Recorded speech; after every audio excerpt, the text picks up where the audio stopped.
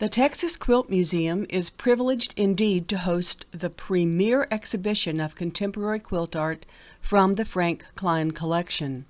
To put Frank's instincts as an art collector in perspective, I selected 10 quilts from our Natural Wonders exhibition, asking Frank to share with us the reasons why these artworks appeal to him. But first, a few words about Frank himself, who has been collecting art quilts for the past 7 years, building on his collection of other art mediums. A native Texan rancher and naturalist, he is also a prize-winning photographer, as we can see in this amazing photo of a robber fly. Not surprisingly, Frank comes from a long line of quilt makers, so appreciating works of textile art is probably in his DNA. Let's begin with this extraordinary quilt of a supermoon, which happens when the full moon is the closest that the moon comes to the Earth during its orbit around our planet. Not only does the moon appear to be larger than normal, but also a supermoon exerts a greater gravitational pull, such as on the height of ocean tides. Some people claim to feel affected emotionally by a supermoon. Frank Klein comments, "This quilt is a celebration of creation. It represents the passage of time with the dance of celestial bodies and the changing of seasons. I agree with the artist that 3 panels are not enough to illustrate this phenomenon." As you most likely know, on your left we have the male cardinal with the female on the right. While cardinals do not actually mate for life, they are lifetime partners, maintaining their mating bond longer than many other bird species. Frank informs us that northern cardinals are one of the favorites of birders in Texas, as the birds overwinter here. He feels that nothing is more beautiful than seeing that flash of red on a cold, drab, gray day. Also, the northern cardinal is a favorite of his mother. The association that Frank has of cardinals is fond memories of his childhood and of his mother feeding the birds on a little ledge outside their kitchen window. For these reasons, he just had to have this quilt. The dramatic presentation of this butterfly, which appears to be popping out of the composition, results from the artist's use of color theory. Cooler colors tend to recede toward the background, while warmer, lighter colors sort of push toward the viewer. In this quilt, the flower visually lifts that gorgeous butterfly. Now, when Frank saw this quilt at the Houston Quilt Festival, he raced to the cashier so that he could purchase it. He says, "I think that it is incredibly beautiful. Anyone who loves nature would certainly agree." In the springtime, yucca moths break out of their underground cocoons, meeting on yucca plants to mate and feeding on the pollen in the flowers. Then they fly off to other yucca plants to feed and to pollinate them as well. Without the moths, the yucca would not survive, and the moths would not survive without the yucca, one of the balanced symbiotic relationships in our natural world. Frank comments, "This quilt reminds me of the desert in West Texas. I associate this quilt with some of the happiest times of my life exploring Big Bend National Park. I was amazed at seeing the giant Spanish dagger yuccas in bloom there. The yuccas can reach over 12 feet, topped with fragrant white flowers on stalks over 2 feet high.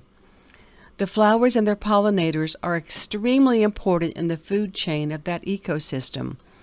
Big Bend is very rugged, yet spiritual and rejuvenating." I don't know about you, but during the pandemic spring of last year, when our local grocery store ran out of lettuce, I was grateful to see all the dandelions that were springing up in our yard. They served as very tasty salads. Frank remarks, "This plant is a perfect example of nature's life force. In English folklore, this is known as the mythological creature or force called Jack in the Green. No matter how much we uproot, mow, destroy, burn, spray, and abuse the earth, Life will always try to find a way to overcome and survive. We should stand back in awe at life's resilience. Hollyhocks are one of my favorite flowers, not only for their brilliant flowers, but also for their essential toughness. Year after year, regardless of weather or soil conditions, hollyhocks will rise up in the garden with their persistent stalks, as we see here, dominating the garden. Frank recalls his purchase of this quilt. As I walked through the Houston Quilt Festival aisles, I was struck by the beauty of this piece. At first, I didn't know it was done by Charlotte Hickman, but immediately recognized her style. I had purchased her Pansies Extraordinaire quilt the previous year. You cannot collect too many Hickman quilts. I walked straight to the cashier and bought thread stitch hollyhocks on the spot. Johnny Jump-Ups, or wild pansies, have held several symbolic meanings in various cultures. The most consistent being that a gift of Johnny Jump-Ups expresses love. Also, the tricolor flower has been used in the past to denote the Christian Trinity. In this work, the floral forms contribute to the lively colors and patterns in the composition. Frank acquired this quilt because of the stylized flowers and bees. He says, "I think that this quilt has understated elegance. Sometimes I buy art because of its sheer beauty and clarity. This quilt certainly qualifies in that regard."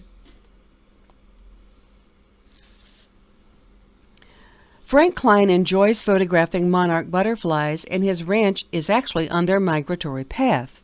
The monarch caterpillars eat only milkweed, and the butterflies lay their eggs only on milkweed plants. Due to changing practices in land management, many of our milkweed plants have been destroyed, a serious concern for naturalists.